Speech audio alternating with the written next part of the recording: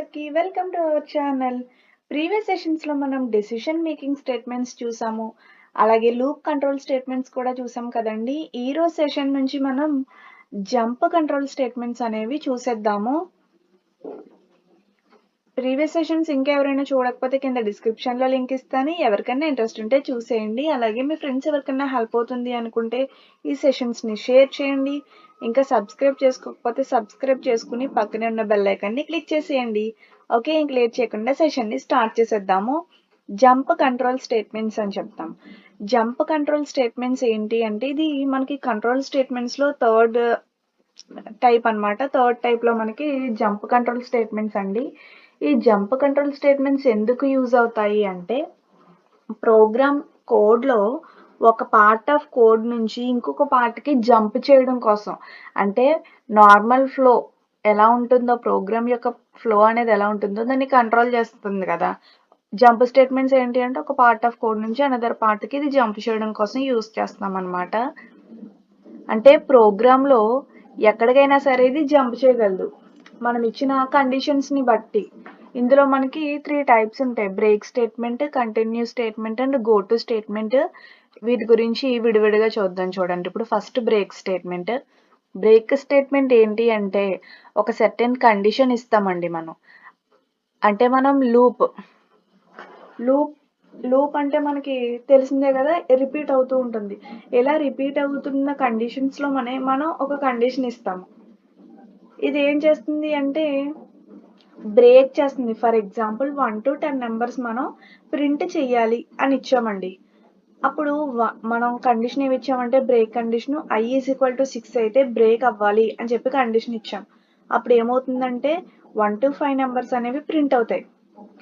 అయిన తర్వాత 6th కండిషన్కి వచ్చినప్పటికి ఇక్కడ మనం బ్రేక్ ఇచ్చాం కాబట్టి అక్కడతో ప్రోగ్రామ్ అనేది స్టాప్ అయిపోతుంది. రిమైనింగ్ ఏమీ కూడా ప్రింట్ అవ్వనమాట. నెక్స్ట్ ఇటరేషన్స్ ఏమైతే ఉంటాయో, నెక్స్ట్ లూప్ రిపిటేషన్స్ ఏమైతే ఉంటాయో వాటిని బ్రేక్ చేసేస్తుంది అనమాట. దానికోసమే మనం బ్రేక్ స్టేట్మెంట్ అనేది యూజ్ చేస్తాం అన్నమాట. కేస్ ఆప్షన్లో మనం స్విచ్ కేసు యూజ్ చేసినప్పుడు బ్రేక్ స్టేట్మెంట్ చెప్పాను కదండి. అక్కడ చెప్తానన్నాను కదా జంప్ కంట్రోల్ స్టేట్మెంట్స్లో బ్రేక్ ఉంటుంది అని చెప్పి. అక్కడతో ప్రోగ్రామ్ అనేది స్టాప్ అయిపోవాలి. కంప్లీట్గా పర్మనెంట్గా అది స్టాప్ అయిపోవాలి ప్రోగ్రామ్ అనుకున్నప్పుడు మనం బ్రేక్ స్టేట్మెంట్ అనేది ఇవ్వడం జరుగుతుంది.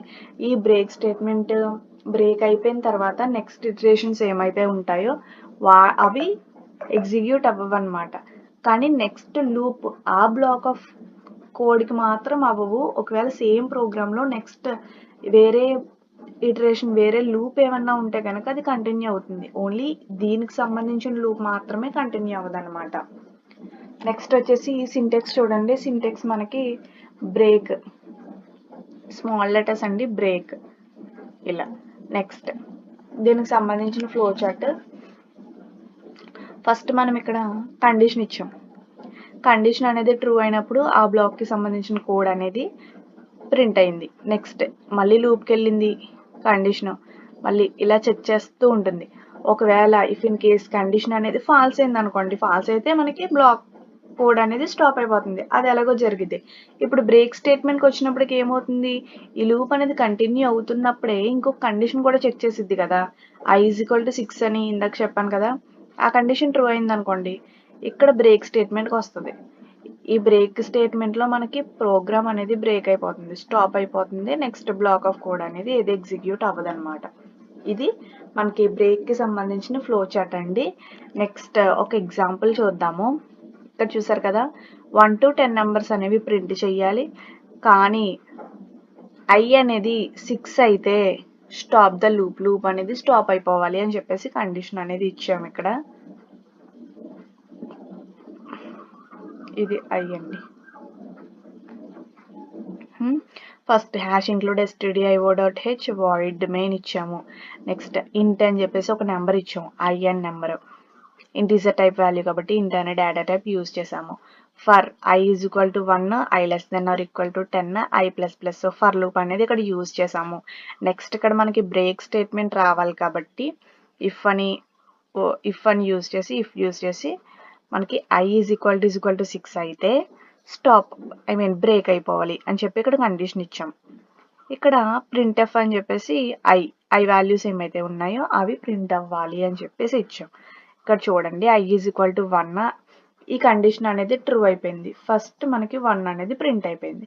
Next i is equal i plus plus అంటే 2 అయింది కదండి. ఇక్కడ i అనేది 2 అయింది. మళ్ళీ ఇక్కడికి వచ్చింది 2 less than or equal to 10 condition true. So print 2 అనేది ప్రింట్ అయిపోయింది. Next 3 less than or equal to 10 condition true. ఇక్కడ కూడా చెక్ చేస్తుంది అనమాట. 3 ఈజ్ ఈక్వల్ టు 6 అయ్యిందా లేదా. సో అవ్వలేదు కాబట్టి మళ్ళీ ప్రింట్ దగ్గరకు వచ్చింది. i అనేది ప్రింట్ అయింది. ఇలా మనకి కంటిన్యూ అవుతుంది. ఇప్పుడు i ఈజ్ ఈక్వల్ టు 6 అయింది అనుకోండి. 6 less than or equal to 10 ఇక్కడ కండిషన్ ట్రూ అయ్యింది. మళ్ళీ ఇక్కడికి వస్తుంది ఇఫ్ 6 ఈజ్ ఈక్వల్ టు 6 ఈ కండిషన్ అనేది ట్రూ అయింది. So break the loop and no more executions is happened అనమాట. ఇలా మనకి 4, 5 మాత్రమే ఇక్కడ ప్రింట్ అవుతాయి. 6 అయినప్పటికీ ప్రింట్ అవ్వదు అనమాట ఏది. ఇలా మనం బ్రేక్ స్టేట్మెంట్ అనేది యూజ్ చేసుకోవచ్చు. నెక్స్ట్ వచ్చేసి కంటిన్యూ స్టేట్మెంట్ అండి.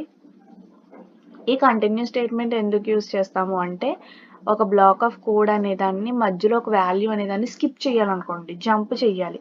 అంటే ఇందాక తీసుకున్నట్టే 6 అనేది వస్తే బ్రేక్ అయిపోవాలని ఇచ్చాం కదా, ఇప్పుడు 6 అనేది కంటిన్యూ అవ్వాలని ఇచ్చాం అనుకోండి. 1 to 5 నెంబర్స్ ప్రింట్ చేస్తుంది. 6 మనం కంటిన్యూ ఇచ్చాం కాబట్టి ఆ వాల్యూని స్కిప్ చేసిద్ది అనమాట. 6 అనేది ప్రింట్ అవ్వకుండా మళ్ళీ 7, 8, 9, 10 ఇలా ప్రింట్ అవుతాయి. ఒక వాల్యూని స్కిప్ చేయాలి మధ్యలో ఒక వాల్యూని అనుకున్నప్పుడు మనం కంటిన్యూ అనేది ఇస్తాం. జంప్ చేస్తుంది అని, jump to the next iteration of the loop అనమాట. అప్పుడు మనం కంటిన్యూ అనేది ఇస్తాము. లూప్ అనేది ఇమీడియట్ గా నెక్స్ట్ ఇటరేషన్ కి జంప్ అవుతుంది. నెక్స్ట్ దీనికి సంబంధించిన సింటాక్స్ అయితే కంటిన్యూ అని చెప్పేసి సెమికోలన్ ఇస్తాము.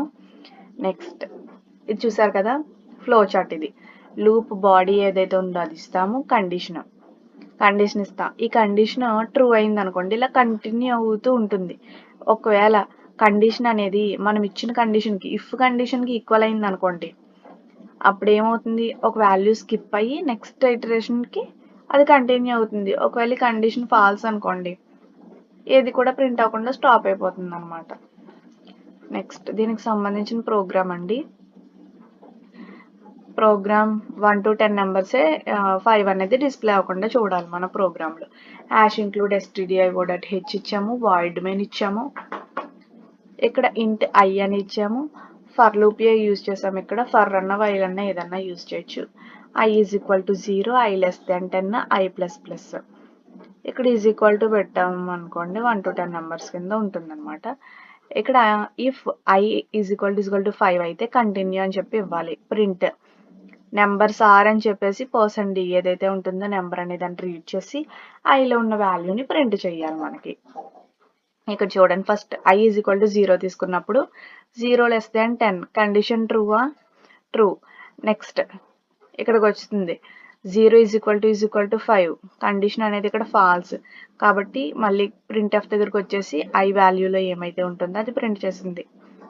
0 అనేది ప్రింట్ చేస్తుంది. ఇలా మనకి కంటిన్యూ అవుతుంది.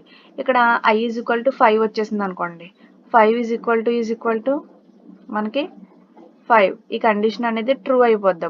అప్పుడు ఏమవుతుంది, ఆ వాల్యూని స్కిప్ చేసేస్తుంది అనమాట. స్కిప్ చేసేసి మళ్ళీ ఇక్కడికి వెళ్ళిపోయి 5 + 1 6 నుంచి ఇక్కడ స్టార్ట్ చేస్తుంది. i ఈజ్ ఈక్వల్ టు 6 లోకి వెళ్ళిపోతుంది. అప్పుడు మళ్ళీ ఇక్కడ 1, 2, 3, 4 వరకు ప్రింట్ అయ్యి తర్వాత 5 ప్రింట్ అవ్వకుండా మనకి 6 అనేది ప్రింట్ అవుతుంది అనమాట. 4, 6 ఇలా మనకి ప్రింట్ అవుతుంది అనమాట. ఇది మనకి బ్రేక్ అండ్ కంటిన్యూకి సంబంధించిన flow chart, program and syntax అండి. డెఫినేషన్ 4 చూసాం కదా డెఫినేషన్ తో పాటు. ఇక్కడితో ఈ సెషన్ ని క్లోజ్ చేద్దాము. నెక్స్ట్ సెషన్ లో మనం రిమైనింగ్ టాపిక్ అనేది కవర్ చేద్దాము.